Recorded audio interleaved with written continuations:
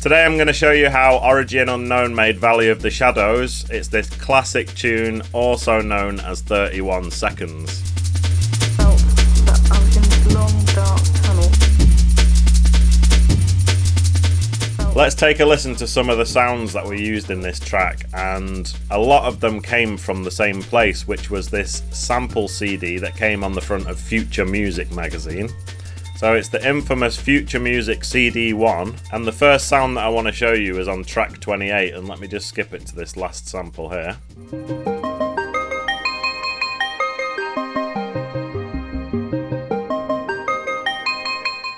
So it's these arpeggiated synth notes, sounding kind of like new wave music from the 80s. I've taken a quick 2-bar loop of that, and I've put it into Amigo Sampler. And let me just open this up. It's sounding like this.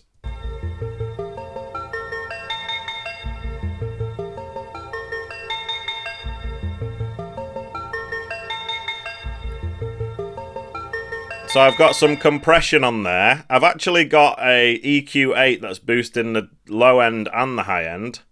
We've got chorus, we've got delay, we've got hybrid reverb. So as well as the main channel of the ARP, we've also got one that's pitched up by an octave and one that's pitched up by 2 octaves, and all three sound like this.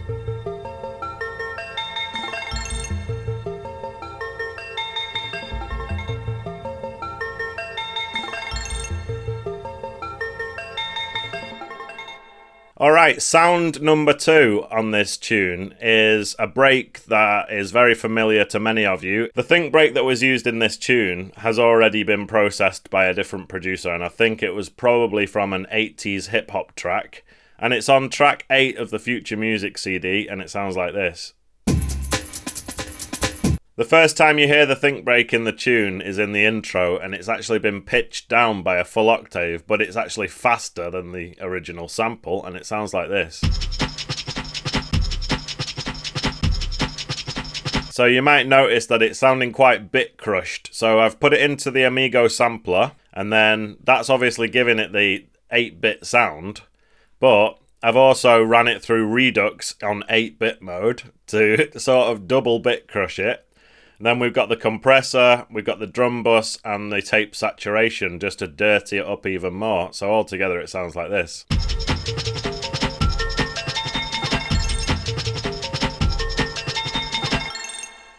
So just before the drop, we've got this little fill of the same break and just sliced it up in Amigo Sampler, and altogether it sounds like this. So after listening to the tune many times and trying to figure out exactly how they've done the breaks, I came to the conclusion that they've used a pitched up and a pitched down version of the break layered together. So the pitched up one sounds like this. And then the pitched down one sounds like this. And then if I play you both of the breaks layered together, they sound like this.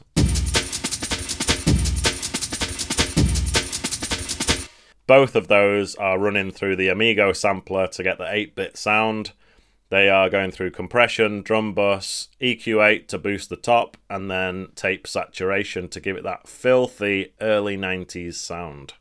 Alright, let's take a listen to our next sound, which is this 31 seconds sample. Now, it comes from the Future Music CD, and I'll just show it you in the browser here. 31 seconds, and we're gone for auto sequence start. So that came from the CD, but I was able to track down the origins of the sample, and it actually comes from the launch of a space shuttle called Discovery in 1985. And here's the clip. T-minus 31 seconds, and we're gone for auto sequence start. So this particular sample didn't really need any dirtying up since it's already got that kind of walkie-talkie sound to it. So I just put some EQ8 and took out the low end, and it sounds like this. 31 seconds. So let's play that with the rest of the track. 31 seconds. 31 seconds. So that takes us to the bass. So what is the bass? Is it a sample? Well, to be honest with you, I did try making the bass with a sine wave in the Amigo sampler just to see, but it didn't sound right. I think what they did is they just used a basic synthesizer, maybe an analog synth.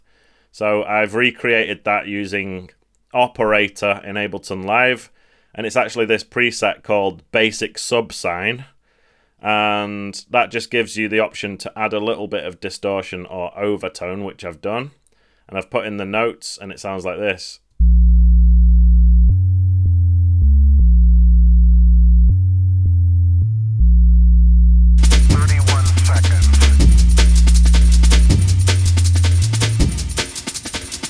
So obviously with the preset it comes built in with its distortion and overtone, so I didn't really need to add anything. In fact, there's literally nothing else on this channel, so that's the bass. So that brings us to our next sample, which is this lady from a documentary from 1988, and the documentary is called QED, Glimpses of Death. So the doc is about people having near-death experiences and what it's like to almost die and then come back to life. And here's the clip. The next thing, I felt that I was in this long, dark tunnel with a very, very bright light at the end. So brilliant. It was more brilliant than the sun.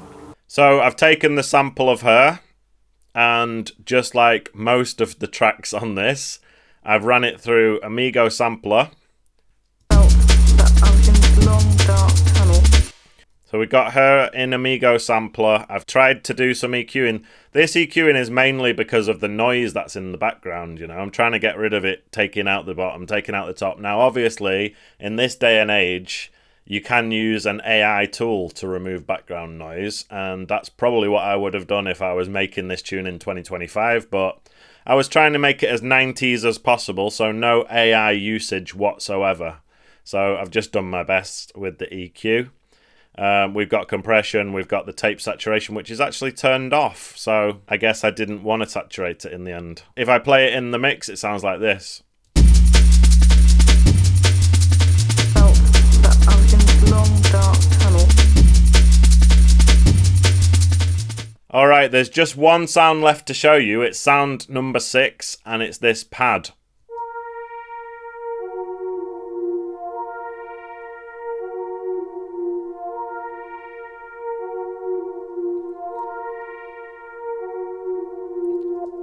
So I've used the wavetable synth with a sawtooth wave. I've assigned the LFO to the filter, and as you can see there's quite a lot of resonance on the filter, and that's moving back and forth. But that didn't give it enough, so I've used the auto filter with even more resonance, and I've used the LFO to move that one back and forth. And then I've run it through the compressor, and we've got hybrid reverb, so altogether it sounds like this.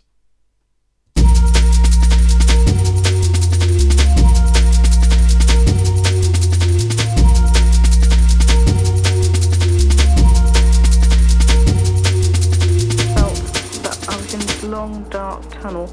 And that's about it really. So we've got the ARP sound, the think break, 31 seconds sample. We've got the bass. We've got the lady saying that she's in a long dark tunnel, and then we've got that pad sound, and that's literally all of the sounds that are used in this track, and they're just arranged in different ways throughout the tune. So I hope you've enjoyed this breakdown. If you have, make sure you click the like button, and if you want to see me break down another classic drum and bass track, check out my remake of DJ Zink's Ready or Not remix here. I'm DJ Grace, thanks for watching, I'll see you in the next video. Felt that I was in this long dark tunnel with a very, very bright light at the end. So brilliant. It was more brilliant than the sun.